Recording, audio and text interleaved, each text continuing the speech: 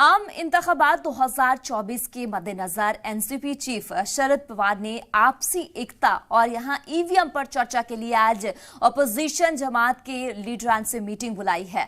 बताते चले आपको कि पवार ने अपोजिशन लीडरान को खत भी लिखा है। जराये के मुताबिक ये मीटिंग शाम 6 बजे उनके दिल्ली यहां वर्क पर होने वाला है।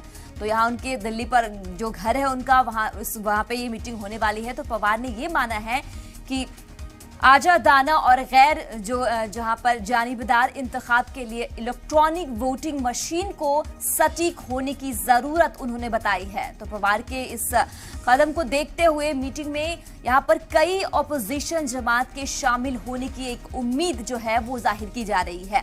एनसीपी चीफ शरद पवार ने लेटर में लिखा है कि एक्सपर्ट्स का ये मानना है कि किसी भी चिप वाली मशीन को आसानी से हैक किया जा सकता है। जी हाँ, तो शरद पवार ने कहा है कि जो आसानी से इलेक्ट्रॉनिक चीजें हैं उसको हैक करना इजी होता है, उसके चिप को, उस मशीन को आसानी से हैक किया जा सकता है। तो आज जो शरद पवार हैं उन्होंने मीटिंग बुलाई है।